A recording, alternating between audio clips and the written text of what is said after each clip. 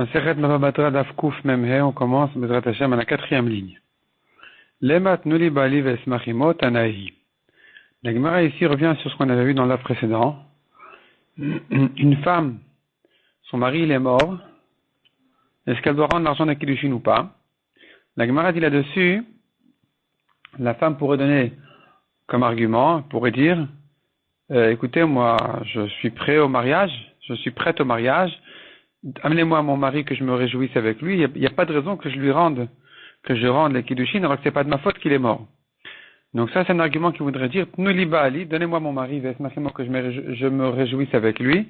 Autrement dit, c'est pas de ma faute, donc j'ai pas à rendre l'argent des Kiddushin. La Gemara dit là-dessus, Tanaï, c'est une machloket Tanaïm. De Tanya, Ameares et Aïcha. Ameares et Aïcha, celui qui fait des Kiddushin, qui fiance une femme, il donne des Kiddushin à une femme, puis ensuite, il se sépare, donc il se divorce, ou il est mort ou quoi. Betula Gopamatim Valmana Mané.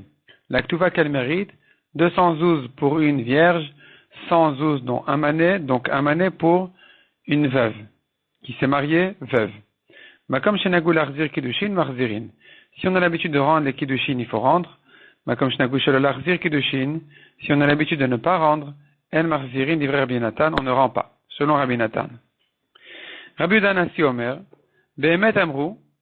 Rabbi Udanasi dit la vérité, on a dit, Makom Shenagu Larzir Marzirin, Makom Shenagu Shelo Larzir El Marzirin. Si on a l'habitude de rendre, il faut rendre, sinon non. La Gemara demande Rabbi Udanasi à nous Rabbi Tanakama. Rabbi Udanasi dit exactement la même chose que Tanakama, qui est Rabbi Nathan ici. Quelle différence entre eux? Les deux disent, ça dépend du minag. Si on a le minag de rendre, on rend, sinon non. Et la lave, pour comprendre, pour trouver la machloket, je suis obligé de dire, Tenu li bali vesmachimo ikabenayu. Ils sont en machloket sur cette svara là de dire, est-ce que la femme elle peut dire, amenez-moi mon mari que je me réjouisse avec lui, et puisque c'est pas de ma faute qu'il est mort, donc je n'ai pas à rendre les kiddushin. Et donc la Braïta, il lui manquerait des mots, il faudrait l'enseigner de la manière suivante pour comprendre la machloket entre eux exactement. Ameares et Aïcha. Il a fait des kiddushin. Il a donné des kiddushin à une femme. Donc, Betula Govamatim Abalmana Mané. Elle prend sa ktuva 212 ou un mané pour une veuve. Bamed Varin Amorim de Adarbe Iou. Quand est-ce que je dis ça? C'est que si c'est lui qui a annulé le mariage. Lui, il a divorcé. Donc, il doit payer la ktuva. Aval Meta, mais si c'est elle qui est morte. Makom Shenagu Larzir Marzirin. Si on a l'habitude de rendre des kiddushin, on lui rend. Makom Shenagu Shelo Larzir en Marzirin. Sinon, non. Mais Davka Shemetaï, c'est que si c'est elle qui est morte. Aval met ou en marzirin. Mais quand c'est le mari qui est mort, on ne rendra pas à ses héritiers les kiddushin. Maïtama, pour quelle raison? Yecholai shetomar, parce que la femme, elle peut dire, Nuli bali jves marimo, amenez-moi mon mari que je me réjouisse avec lui. C'est pas de ma faute qu'il est mort, je ne rends pas les kiddushin. Ça sera Rabbi Nathan. Ça serait Tanakama, qui dit, que la femme peut dire donnez-moi mon mari que je me réjouisse avec lui, donc je ne rends pas la kiddushin. Vata Rabbi Danasi le Mema. Là-dessus, Rabbi Danasi viendrait dire Behemet Amrou, pour de vrai on a dit Ben metu ben ou ben metahi. Peu importe si c'est lui qui est mort ou elle qui est morte, donc même si c'est lui qui est mort, c'est pas évident que la femme puisse dire je ne rends pas les kiddushin, il avait qu'à vivre. Makom shenagu larzir marzirin. Makom shenagu shelo larzir en marzirin, ça dépend donc du minag, si on rend pas. Velamati amra, donc elle ne veut pas dire, si on a l'habitude de ne pas rendre, elle ne pourra pas dire tnu li bali vesmachimo. Donnez-moi mon mari que je me réjouisse avec lui. Donc c'est une machloket tanaïm en fait. Cette question-là de savoir est-ce que la femme est obligée de rendre les kiddushin ou pas, il se trouve que c'est une machloket tanaïm, que selon Tanakama, elle peut dire, et selon Rabbi Udanasi, elle ne peut pas dire parce que si on a le minag de rendre, elle doit rendre. La Gemara repousse et dit non, c'est pas ça dans ma requête. Selon tout le monde, si c'est lui qui est mort, alors elle peut dire non, j'ai pas à rendre les kiddushin, amenez-le-moi pour que je me réjouisse avec lui, c'est pas de ma faute. Qu'il n'est pas là, donc les kiddushin, moi je suis prête pour le mariage, c'est pas moi qui ai empêché le mariage. On démit tout, et donc si c'est lui qui est mort, Kouli Alma l'obligé, il n'y a pas de discussion, qu'elle peut garder les kiddushin. Qui pligue leur machloket, elle est dans un autre cas, chez Metahi, si c'est elle qui est morte. C'est elle qui est morte, est-ce que la famille doit lui rendre les kiddushin, oui ou non? Donc, ve'acha kiddushin et tibouin nitnu kamiflagé. Leur machloket, elle est-ce que les kiddushin, ils sont donnés définitivement, ou pas? Même si elle est morte. Rabbi Nathan Savar Kiddushin Lav le Tibouin Nitnu. Tanakama Rabbi Nathan, il pense que les Kiddushin ne sont pas donnés définitivement. Donc si elle est morte, il faut rendre. De Rabbi Udanasi Savar Kiddushin le Tibouin Nitnu. Selon Rabbi Udanasi, donner ces données, c'est fini. Même si elle est morte, on ne peut pas récupérer les Kiddushin.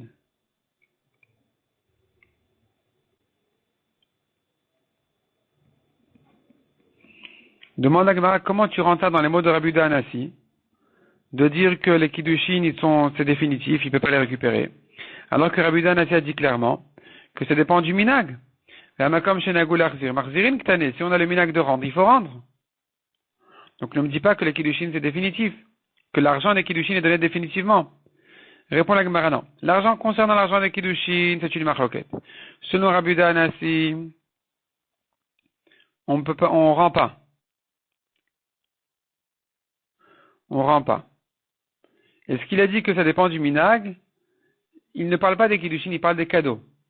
Les cadeaux de mariage, les cadeaux que le khatan envoie à la kala, les bijoux et tout ça, donc les sivlonotes. Sur ça, Rabbi Udanasi a dit que ça dépend du minag. Elle est morte, les kiddushin ne rendent pas, mais les cadeaux, il faudrait peut-être lui rendre, ça dépend du minag. Donc, les sivlonotes, vadaï makom shenagul arzir marzirin. Les sivlonotes, les cadeaux, ça dépend du minag. Si on a le minag de rendre, il faut rendre. Cette marloquette de Tanaïm, à savoir ce que les kiddushin, quand la femme elle est morte, il faut les rendre ou pas. Eh bien, la Gemara dit, nous avons des Tanaïm qui disent comme ça, qui sont sur cette marloquette aussi. Donc, voici les Tanaïm suivants, qui pensent qu'un Tanaï comme ces Tanaï-là que nous venons de ramener, de citer, Rabbi Uda, Anasi et Rabbi Nathan, est-ce que les kiddushin, ils sont récupérables ou pas, quand elle est morte? Netanya, Kilisha Bekikar. Il lui a donné un kikar de kiddushin. Kikar, c'est une somme d'argent. Kikar, c'est 25 manées d'argent, c'est une grande somme d'argent. Et voilà que il est le temps de payer la ktuva. On verra pourquoi. Betula Gova Mataim, Valmana Mané d'Ivra Rabbi Meir. Si elle s'est mariée vierge, elle reçoit 212. Veuve, un mané, 112, selon Rabbi Meir. Rabbi Uda Omer, Betula Gova Mataim Valmana Mané. Rabbi Uda dit, là, Betula, elle prend 200, l'Almana, elle prend 100. Ou Marzeret le Tachar, elle doit lui rendre le reste. Ça veut dire qu'il faudra calculer les kiddushin quelque part et lui rendre le reste. On verra dans la Gemara quel est le calcul et quelle est la machloket. Rabbi Yossi Omer, Kiddusha be'esrim, noten la shloshim chatzain. S'il lui donne un kiddushin 20, il lui paye 30 moitiés, 30 demi. Kiddusha be'shloshim, il a donné 30. Noten la shloshim chatzain, il doit lui donner en tant que ktuva 20 demi. La Gemara va expliquer exactement comment ça marche. Quelle est leur machloket. Donc la Gemara dit, regarde, de quel cas il s'agit? Pourquoi elle prendrait cette femme-là sa ktuva? Pourquoi elle réclame sa ktuva? Il est machemeta, si elle est morte et donc la famille réclame la ktuva, mit la ktuva, a-t-elle une ktuva? Pas du tout, une femme qui est morte ne reçoit rien. Vela, shemetu, c'est lui qui est mort. Quand lui il est mort, il doit payer la ktuva. On doit payer la ktuva de ses biens. Sur ça on a dit, il faut lui payer 212, 112. Amay marzeret le tachar. Et donc, pourquoi elle doit lui dire, pourquoi elle doit rendre le reste? Pourquoi elle doit rendre les kiddushin? On a dit, selon Rabbi Yehuda, elle prend sa ktuva, mais elle rend le reste. Pourquoi elle rend le reste? Venema, elle devrait dire, nous libali vesmachimo, moi j'ai reçu des kiddushin pour me marier, je suis prête au mariage, c'est lui qui est mort, c'est tant pis pour eux, c'est ta faute. Amenez-moi mon mari que je me réjouisse avec lui, moi ça me gêne pas, moi je suis prête. Donc elle n'a pas à rendre des kiddushin. Vela, donc il faut interpréter dans un autre cas. Be'eshet Israël shezinta. C'est une femme d'Israël qui a trompé son mari. Ou bimai, et de quelle manière? Iberatson, si elle l'a fait volontairement. Mit la ktuva. Est-ce que maintenant elle doit se divorcer Est-ce qu'elle reçoit une Ktuva? Pas du tout. Elle a perdu sa Ktuva, c'est ta faute qu'elle doit sortir. Vela Beones. Elle était violée. Mishra Shariale. Si elle est mariée à un Israël, elle lui est permise, elle la passe, elle n'a pas besoin de sortir. Donc pourquoi tu parles de Ktuva ici? Vela Beshet Kohen Shenensa. Il faut dire que c'est une femme de Kohen qui a été violée, donc elle s'est interdite sur son mari.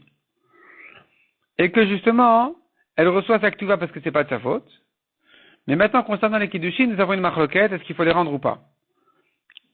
Le mari, il dit, écoute, moi, je t'ai donné les Kiddushin pour me marier et pas pour te divorcer. Et la femme, elle dit, c'est pas de ma faute, qu'est-ce qu'on fait? Et c'est ça la marloquette, justement. Obe Kiddushin et Tibouin nitnu kamiflage. Ils sont en marloquette sur cette question, est-ce que les Kiddushin sont donnés définitivement ou pas? Rabbi Meir, savoir Kiddushin et Tibouin nitnu. Selon Rabbi Meir, c'est donné définitivement, donc elle n'a pas besoin de les rendre. C'est ce que Rabbi Meir avait dit. Elle prend sa Ktuva. Elle prend sa Ktuva et elle s'en va. Rabbi Yehuda, ça va. Mais Rabbi Yehuda qui a dit, elle rend le reste, parce qu'il pense, lave les tibouin nitnu. C'est pas, ça n'a pas été donné définitivement à la Kiddushin, ça dépend, est-ce qu'il va se marier, oui ou non. Donc si finalement il va pas se marier, il y a eu un empêchement comme dans ce cas-là, de la femme du Kohen, alors, elle rend pas les, lave les tibouin, pardon, elle doit rendre les Kiddushin. Elle peut pas garder les Kiddushin, selon Rabbi Yehuda, donc elle doit lui rendre le reste. Mais Rabbi aussi, maintenant Rabbi aussi qui nous a dit cette phrase-là, cette phrase bizarre, il lui a donné 20, il a donné en Kiddushin 20, il lui donne en Ktuva 30 demi, et s'il lui a donné 30 en Kiddushin, il lui donne 20 demi, qu'est-ce que ça veut dire cette phrase-là? Mais Sab Kaleh, Rabbi aussi, il est en doute, il est Tibouin Nitnu Ilo. Est-ce que l'argent de Kiddushin, c'est irrécupérable, ou non, il peut lui récupérer? Veil Kaché donc, il récupère la moitié. Et le calcul, il est, Kiddusha Be'esrim, s'il a donné en Kiddushin 20 quoi? Le Rashba m'explique 20 shkalim. 20 shkalim, ça fait 4 fois plus en zouz. 20 shkalim, ça fait 92. Noten là, maintenant, au divorce, il doit lui donner shloshim chatzain 30 demi. 30 demi shkalim, ça fait 15 shkalim qui valent 4 fois plus en zouz, c'est-à-dire 60 zouz. Et pourquoi 60 zouz? Parce qu'il aurait dû lui donner 100 zouz s'il avait marié veuve. Or, quand il a marié, il avait marié, on a dit, pour 80 zouz, 20 shkalim. 20 shkalim, c'est 80 zouz. Donc, s'il avait marié pour 80 zouz, et que maintenant on a un doute si elle doit lui rendre ou pas, donc elle doit lui rendre 40. C'est pour ça qu'il va lui donner 60 pour compléter les 100. Je reprends. L'actuva de cette veuve-là devait être 100. Or, il l'avait marié pour 80 zouz, elle doit lui rendre la moitié dans le doute. Ça fait 40. Donc il ne lui reste plus que 60 zouz à payer. C'est ce qu'on a dit, qu'il doit lui donner 30 demi. 30 demi shkalim, c'est comme 15 shkalim. Fois 4 en zouz, ça fait 60. Et le reste, il paye pas parce que c'est les 40 qu'il doit récupérer. Et de même, Kidsha Bishloshim, si maintenant au mariage il avait donné comme Kiddushin 30 shkalim, qui correspondent à 120 zouz, donc 120 zouz, il doit récupérer maintenant 60 zouz. Donc il n'a à payer que 40 zouz. Donc noten la esrim chatzain, il lui donne 20 demi shkalim, c'est comme 10 shkalim, fois 4 zouz, ça fait 40 zouz, et donc il aura récupéré ses 60 zouz. Amar Rav Yosef Arminumi Amar Rav Nachman. Bechol makom shenagu la'achzir machzirin. Partout où on a l'habitude de rendre, il faut rendre. Vetarguma ne'ardea. Et on a interprété de quel endroit il s'agit qu'on a l'habitude de rendre, de la ville de Ne'ardea. La Gemara demande chez Ar Bavel Maï, sur le reste de Bavel, quel est le minag, comment on fait? Rabad Rav Yosef d'Amret Tarvayou, ils disent tous les deux Rabbi Rav Yosef, Moare Hadre, Kiddush le Hadre. Les cadeaux, il faut les rendre, mais les Kiddushin, non. Donc si le mariage n'a pas eu lieu finalement, il faut rendre les cadeaux, mais pas les Kiddushin. Par exemple, la femme elle est morte. La femme, elle est morte, on rend les cadeaux de mariage, mais on ne rend pas les kiddushin même. Amar Rav Papa. Rav Papa, il dit,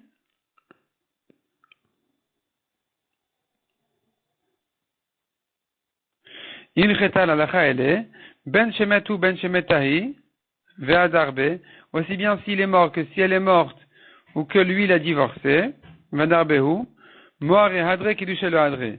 Il faut rendre les cadeaux, mais pas les kiddushin. Hadraba ihi, mais si c'est elle qui a annulé le mariage, afilu kiddushin amiadre, elle doit tout rendre, même les kiddushin. Amemar Amar, mais Amemar n'est pas d'accord. Il dit Kiddush et le Hadri, il ne faut pas rendre les Kiddushin. Pourquoi? Parce que si elle va rendre les Kiddushin, ça va faire un problème. Les gens ils vont croire qu'il n'y a jamais eu de Kiddushin. Les Kiddushin, il s'avère qu'ils ont été en erreur, et donc elle a dû les rendre. Et donc ils vont croire maintenant que si maintenant le mari va donner des Kiddushin à sa sœur, que c'est un mariage qui est valable. Donc Shema Yomru, Kiddushin Tofsin Bachota. Ils vont croire que ce mari, il peut marier la sœur de sa divorcée, puisqu'elle lui a rendu les kiddushin, donc il n'y a jamais eu de kiddushin en fait. Et s'il va marier sa sœur, les gens ils vont croire que maintenant qu'elle est mariée, la sœur elle est mariée finalement au mari, à ce mari-là, donc elle peut se marier avec personne d'autre. Si quelqu'un va lui donner des kiddushin, on va croire qu'elle est mariée au premier et pas au deuxième. Alors que c'est exactement le contraire, elle est mariée au deuxième et pas au premier. Donc ça va faire vraiment des problèmes, ça va faire des grands problèmes.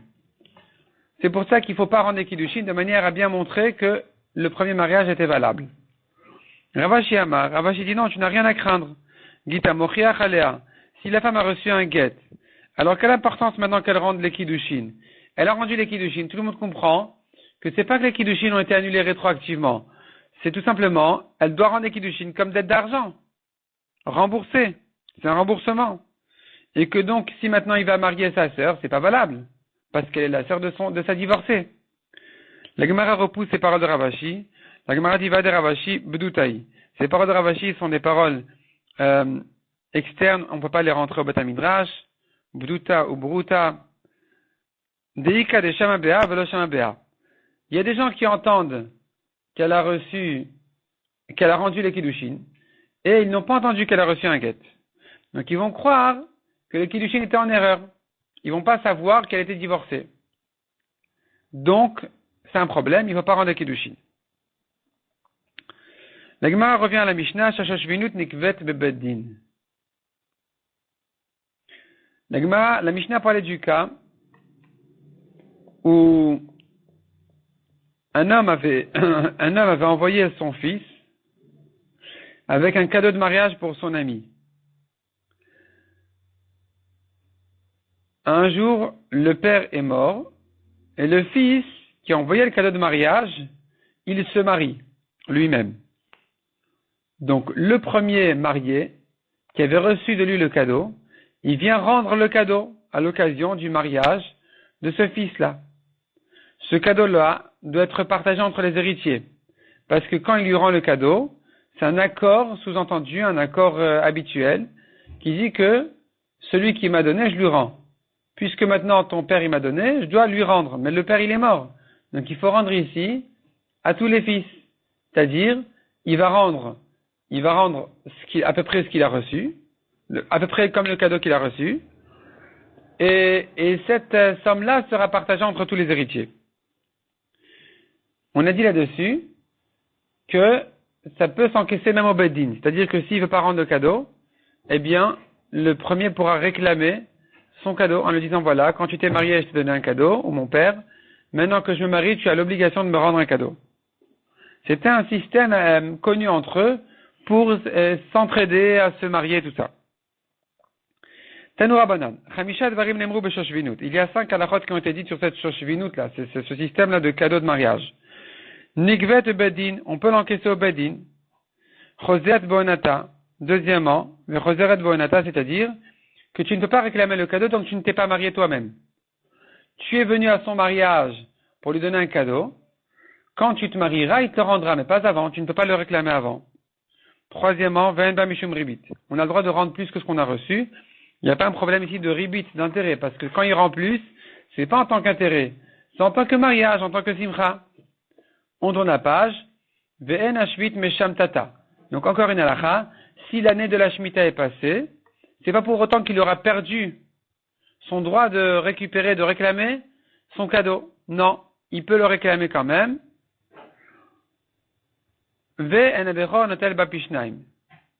Et enfin, le Bechor, un fils aîné, quand maintenant revient le cadeau, comme on a dit, à l'héritage, quand le cadeau il revient après la mort du père, ils se partagent entre eux, mais le fils aîné ne prendra pas double part là-dessus. La Gemara va expliquer chacune de ces 5 halachot. Nikvet de Bedin, premièrement, on avait vu, ça s'encaisse au Bedin. Et on peut venir réclamer ça au Bedin. Auprès d'un Bedin. Maïtama, pourquoi? Kemil Vedamia, c'est comme un prêt. Deuxièmement, Ve'en ba mishum ribit, on n'a pas à craindre un problème de ribit s'il a rendu plus. Pourquoi? De la vadata de achiyavle. C'est pas en tant qu'intérêt qu'il lui rend plus que ce qu'il a reçu. Troisièmement, Ve'en hashvit mesham tata, l'année de la Shemitah n'annule pas cette dette-là. Pourquoi? De l'okarina beloigos. Car la Torah n'interdit après l'année de la Shemitah que de venir réclamer une dette. Mais ici, puisque pendant l'année de la Shemitah, il ne pouvait pas la réclamer, tant qu'il ne s'est pas lui-même marié, alors il ne va pas réclamer la dette. C'est comme quelqu'un qui a prêté pour 10 ans. Là, il peut réclamer même s'il y avait l'année de la Shemitah au milieu, parce que la Torah a interdit de venir réclamer comme un créancier après la Shemitah. Or, s'il ne veut pas réclamer pendant la Shemitah ou juste après la Shemitah, c'est-à-dire si pendant l'année de la Shemitah, il ne pouvait pas réclamer, il n'est pas considéré comme un créancier dont la dette s'annule.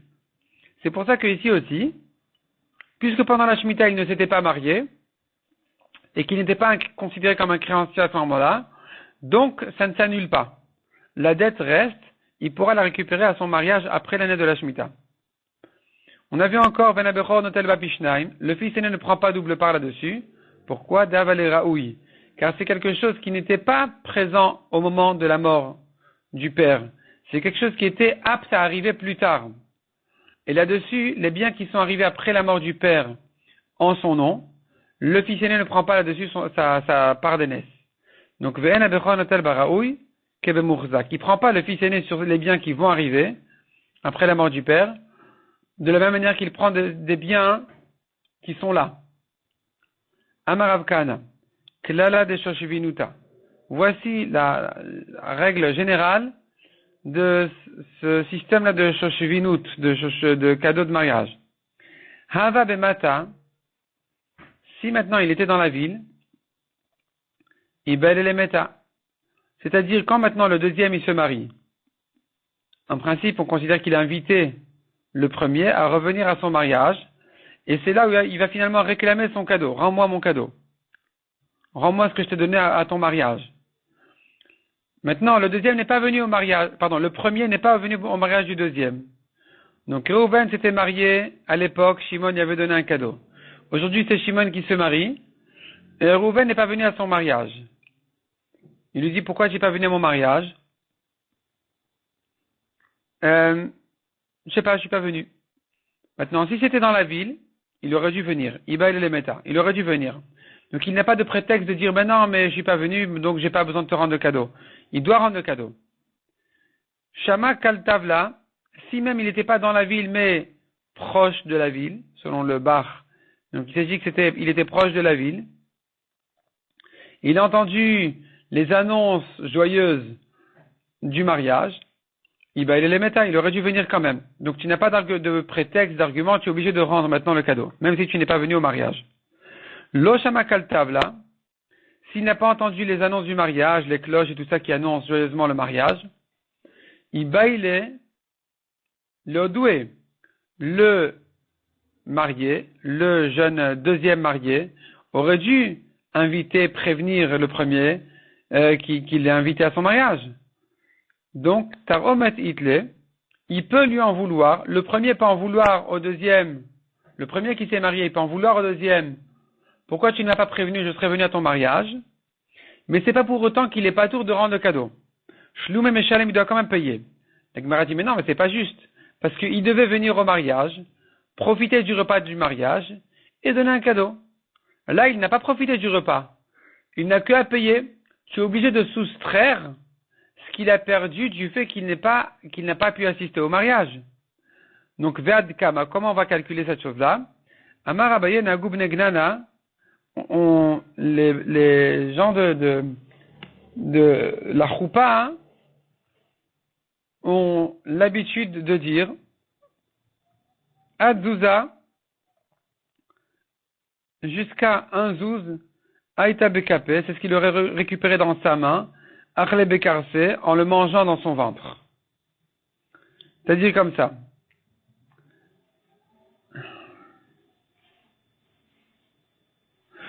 On considère en principe qu'il aurait mangé l'équivalent d'un zouz.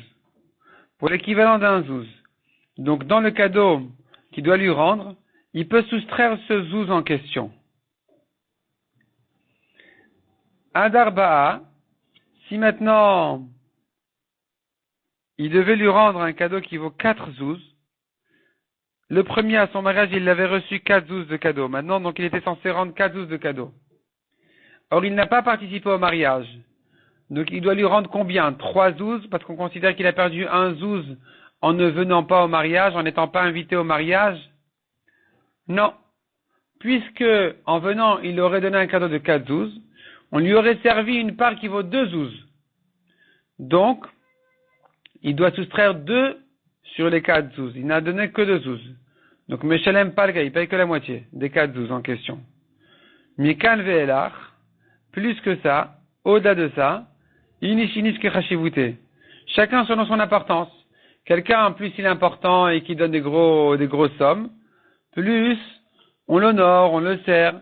Donc, si maintenant, il n'est pas venu parce qu'il n'était pas au courant, alors, quand il doit calculer la dette, la somme qu'il doit rendre, eh bien, en fonction de ce qu'il aurait dû recevoir au mariage s'il était venu, s'il savait, eh bien, on déduit ça de la somme qu'il doit lui rendre.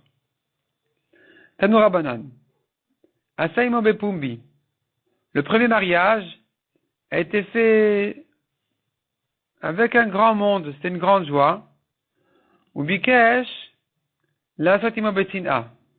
Le deuxième, quand il se marie, lui, il se marie discrètement, parce que c'est un temps de détresse ou pour une autre raison, et il lui demande de venir lui rendre la simra. Viens participer à mon mariage, rends-moi la simra que je t'ai donnée à ton mariage. Yachol lo marlo, le premier pourra dire au deuxième, Bepumbi et seimcha. Moi, je n'ai à te rendre que un mariage bien joyeux, avec un grand monde et tout ça, Keder Shasitaimi. Comme ce que tu m'as fait. C'est-à-dire, mon mariage, tu as bien profité, tu as kiffé, il y avait un grand monde, il y avait plein de musique, il y avait plein de danse et tout ça. Et donc, tu es venu, tu as bien profité. Et maintenant, tu veux me ramener dans ton petit mariage là, dans un coin perdu, tout discret et silencieux. Moi, ça m'intéresse pas. Quand tu feras un mariage aussi joyeux que le mien, je viendrai te rendre ce que tu m'as donné. Et il a raison. Asaimo Batrila. Ubikesh la Satimo Be'almana. Le premier, il s'était marié avec une vierge. Le deuxième vient réclamer au premier, rends-moi la simcha que je t'ai amenée en venant à ton mariage. Alors qu'en fait, le deuxième, il s'est marié avec une veuve. Donc c'est un mariage plus simple. Yachol Marlo, il pourra lui dire, le premier qui s'était marié, il pourra lui répondre, non, je ne suis pas obligé de venir à un mariage comme ça. Bebetula et Seimcha, quand tu te marieras avec une vierge, je te rendrai Keder Shasitaimi comme ce que tu m'as fait toi, en venant à mon mariage qui est un mariage joyeux avec une jeune fille. Asaimo Bashnia, inversement, si maintenant le premier s'était marié en deuxième mariage, et donc son ami est venu le réjouir, ou Bikesh, et maintenant le deuxième lui-même il se marie, la Satima Barishon avec une première femme, et il demande à son ami, au premier, de lui rendre la Zimra, de revenir participer, donner des cadeaux et tout ça. Yachol Marlo, le premier pourra lui dire, non, je n'ai pas à m'engager à plus de Simcha que ce que tu m'as amené. Likshetisa Isha Acheret. Quand tu feras un deuxième mariage, et Seimcha, je te rendrai ce que tu m'as réjoui. J'ai pas à m'engager à te rendre plus que ce que tu m'as donné. Asaimo Be'achat. Le premier s'était marié avec une femme, Et donc, son ami est venu le réjouir. Ou Bikesh, la Satimo Bishtaim. Le deuxième s'est marié avec 2 femmes. Il demande à chaque fois à son ami de venir lui rendre la simcha. Yacholo Marlo. Le premier peut lui dire, Be'achat eseimcha. Je te rends la simcha sur une femme, qui est derrière Chassitaimi, comme ce que tu m'as fait. Toi, tu es venu à un mariage, et tu me demandes de venir à deux de tes mariages. J'ai pas l'obligation. Tanoura Banan. Atir Nirsin, un riche en bien. Atir Pumbi, un riche connu. Pumbi, donc c'est le même mot, le rapport il est avec le mot Pumbi. Pumbi, ça veut dire quelque chose qui est connu à tout le monde. Une richesse d'un riche en bien, un riche bien connu. Zeu Balagadot. Il s'agit, ça fait allusion à quelqu'un qui est, comme on dit, un darshan. Il connaît beaucoup de Agadot, il sait faire des belles drachot et tout ça. Et lui, il a de la richesse qui est connue. Il est publié, les gens, ils l'amènent tout le temps dans les mariages, dans les fêtes et tout ça, pour venir faire des drachot intéressants et réjouir le monde. Et donc, ça, c'est une richesse qui est connue. Une richesse qui est publiée. Atir Slaim. Atir Tkoa. Un riche en pièces. Toujours, il gagne l'argent. Atir Tkoa. Tkoa, soit ça veut dire en bien immobilier, et donc il gagne tout le temps, soit d'après le Rashbam, Tkoa c'est le nom d'une ville dans laquelle il y a de l'huile importante. Et donc il gagne tout le temps. Zeubal Pilpul, c'est quelqu'un qui, son genre de chorma, c'est des pilpulim. Il est tout le temps en train de raisonner, de calculer, d'objecter, de répondre, de réfléchir. Il est comme ça très profond de réflexion. Celui-là, il gagne tout le temps parce que toujours, il a il trouve toujours les raisons des choses. Il trouve donc les conséquences, les différences et tout ça. Il est tout le temps en train de travailler et d'avoir tout le temps des chidushim comme ça. Atir Machar, nous avons maintenant un autre genre de riche. Quelqu'un qui est riche mesuré, Machar. Atir Kamas. C'est-à-dire, il est riche en récolte, qui est caché, qui est gardé dans ses réserves. À qui ça fait allusion? Zeubal Shmuot, quelqu'un qui a beaucoup de connaissances. Celui-là, c'est un riche, il gagne pas régulièrement de l'argent. C'est comme quelqu'un qui a de la récolte, et quand va arriver la saison, il va la sortir, il va la vendre, il va gagner. Mais entre-temps, il n'est pas tout le temps en train de gagner. C'est pas comme quelqu'un qui a des pièces comme celui d'avant, qui est tout le temps en train de gagner. Il gagne toujours ses pièces. Celui donc qui sait approfondir et calculer, toujours en train de raisonner, c'est quelqu'un qui est toujours en train de s'enrichir. Mais celui qui est mesuré, il mesure sa récolte, elle est cachée dans ses réserves, il la sort quand on en a besoin. C'est pas quelqu'un en Torah qui est toujours en train de s'enrichir. Il a sa Torah et elle est mesurée. Hakol tzrichin lemarechitaya. Tous ont besoin du maître du blé. Le maître du blé, c'est quelqu'un que tout le monde a besoin de lui. Ça veut dire qu'il soit riche ou pas riche, peu importe son importance, tout le monde a besoin à la finale, tout le monde a besoin de blé. Gemara. Ça fait allusion à la Gemara. Tout le monde a besoin de Gemara. Parce que sans Gemara, tu ne t'en sors pas avec les Mishnayot. Tu ne sais pas comment résoudre les contradictions. Tu ne sais pas comment interpréter les Mishnayot qui ne sont pas compréhensibles telles quelles. Tu ne sais pas comment trancher la halachot dans les Mishnayot. Il nous faut absolument la Gemara. Celui qui a beaucoup de connaissances de Gemara, c'est le maître du blé. Tout le monde a besoin de lui. Amarabizera, Amaravian, Amarav. Maïdirtiv, à quoi fait allusion le pasuk qu'a dit Shlomo Amelech dans Michelet? Kol yeme ani ra'im. Tous les jours du pauvre sont mauvais. Zebal Gemara. C'est celui, le maître de la Gemara. Il est toujours en train de souffrir. Il a toujours des problèmes, des questions, des réponses, des objections, etc. Vetov lev mishtetamid. Alors qu'il a le bon cœur et il fait toujours les fêtes. C'est qui? Zebal Mishnah. C'est le maître de la Mishnah. Le maître de la Mishnah, c'est simple, c'est facile, il n'y a pas de complications. Rava Amar Ipra, mais Rava dit c'est exactement le contraire. Celui qui connaît beaucoup de Mishnayot, il ne sait pas les comprendre correctement.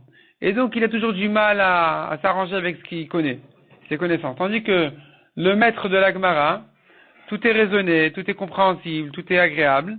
Et donc, finalement, il se trouve que le pauvre qui souffre tout le temps, c'est celui des Mishnayot. alors que celui qui a le cœur bon, léger et qui est toujours en fête, c'est justement celui de la Gemara. C'est ce que Rav Mesharchi a dit au nom de Rava, donc du même Rava. Maïdirtiv, que veut dire le pasuk?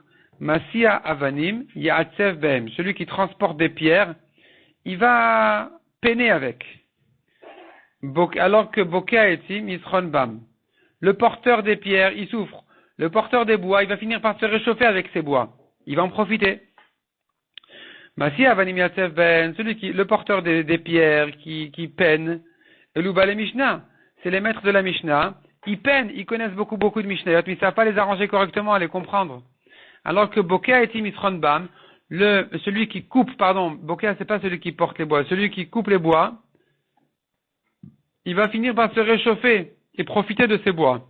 Elouba, les Gemara, c'est les maîtres de la Gemara, parce qu'ils savent finalement trancher les conclusions qui sortent de leur Mishnayot.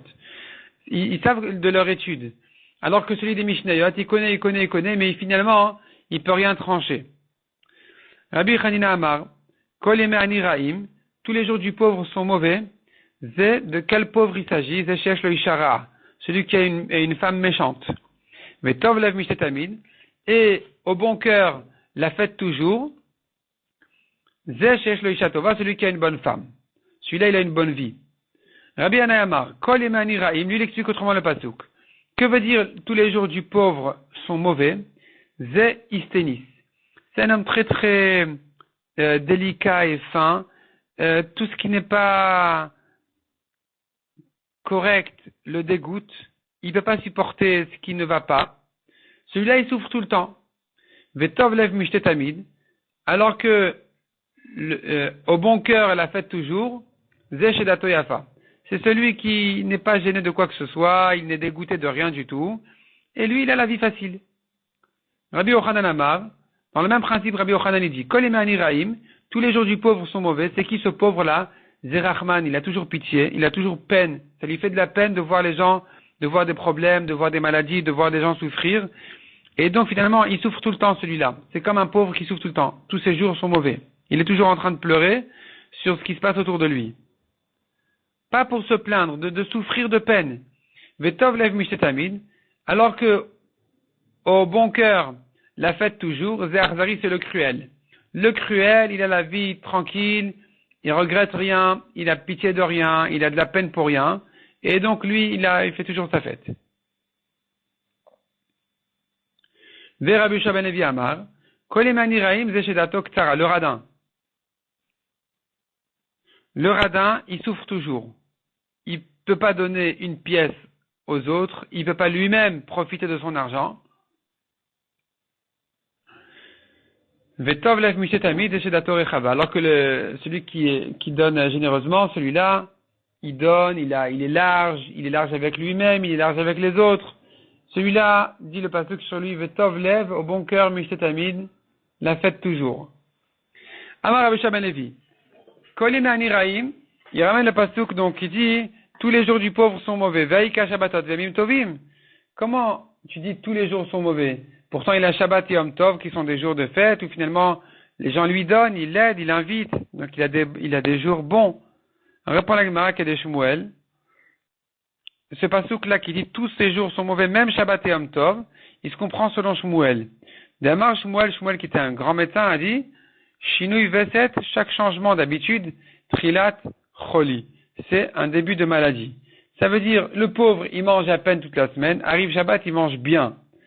Le fait qu'il mange bien, ça ne lui améliore pas sa situation. Au contraire, ce changement-là va lui causer du mal. C'est un début de maladie. Il ne peut pas digérer comme ça tout d'un coup ces changements. Donc il se trouve que tous ces jours sont mauvais.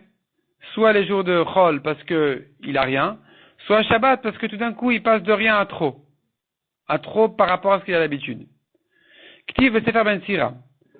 Dans le livre de Ben Sira, qui est un livre de Chochma, il y a un complément sur ce pasuk-là de Shlomo. Donc, Shlomo HaMelech a dit tous les jours sont mauvais, tous les jours du pauvre sont mauvais. Dans le livre de Ben Sira, il dit même les nuits. Kol yemei ani ra'im. Ben Sira Omer, af lelot, même les nuits il souffre le pauvre. Pourquoi? Bishfal gagim gago. en bas de tous les toits, son toit. Et donc, Mimtar Gagim, les gagos, c'est pas qu'il peut dormir tranquillement, c'est que les pluies de tous les toits vont tomber sur son toit à lui, et il y aura la fuite chez lui à la maison, il en souffre. Berum Harim Karmo. Et sa vigne, elle est au sommet des montagnes, là où les riches ne veulent pas acheter, ne veulent pas investir là-bas. Et donc, qu'est-ce qui se trouve? Que Me'afar Karmo et Kramim, tous les engrais qu'il investit dans sa vigne, finalement, ils s'envolent, ils tombent, ils glissent sur les vignes des autres. Donc, celui-là, il souffre non seulement les jours, mais même les nuits. Ça, c'est donc le complément de Ben Sira sur le pasuk de Kol Eme Aniraim. Alors que Shlomo a dit tous les jours, lui il a dit en fait le pauvre même la nuit, il a de quoi souffrir.